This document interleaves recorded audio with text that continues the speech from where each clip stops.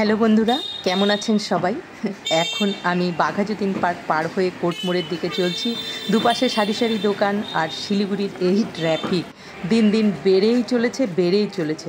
মাঝে মাঝে তো এই কর্পোরেশনের সামনে দিয়ে হাঁটাই যায় না। সামনে কোর্টমোড়, এখানে তো সারা দিন ভিড়। তবে গাড়িগুলো খুব বেশিক্ষণ আটকে থাকে না, এটাই রক্ষে। উঠে পড়লাম পাবলিক ট্রান্সপোর্ট, এটাকে নাকি আবার ম্যাজিক গাড়ি বলে।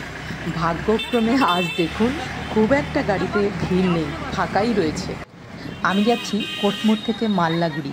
এই কোর্টমোড় আর হাসমি চকের মাঝখানের এই যে 200-300 মিটার রাস্তা পেরোতে মনে হয় প্রায় 15-20 মিনিট সময় লেগে যায়। তবে পাবলিক ট্রান্সপোর্টে ওঠার একটা আলাদাই মজা রয়েছে। কেউ উঠছে, কেউ নামছে, কেউ এদিকে যাচ্ছে ওদিকে যাচ্ছে, বাইরে জানালা দিয়ে তাকিয়ে থাকা। আপনাদের এরকম অভিজ্ঞতা রয়েছে কি? থাকলে বলবেন তো আপনাদের কেমন লাগে। যাই হোক, এরকম লোক উঠছে নামছে দেখলেই বেশ ভালো লাগে। চলে এলাম হাসমি চক।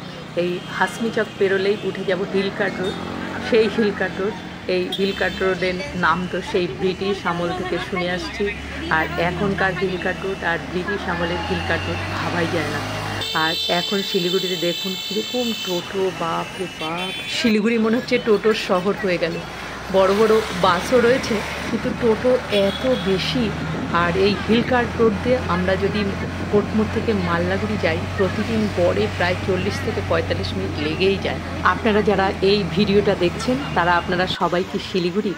যারা শিলিগুড়ির বাইরে আছেন, আপনাদের ওখানে কীরকম ট্রাফিক, আপনাদের রাস্তাঘাট কেমন? আপনি কি শহর থেকে কথা বলছেন নাকি গ্রামের থেকে কথা বলছেন? সুন্দর গ্রাম হলে আপনাদের গ্রাম কেমন একটু জানাবেন। আর যদি শহরে থাকেন, শহরের ট্রাফিক কেমন, কোথায় আপনি কোন শহরে থাকেন জানালে আমার খুব ভালো লাগবে, আপনাকে ধন্যবাদ জানাতে পারবো। আপনাদের সঙ্গে গল্প করতে করতে আর বাইরের এই দৃশ্য দেখতে দেখতে জংশন পার হয়ে চলে এলাম মাল্লাগুড়ি। Thank you.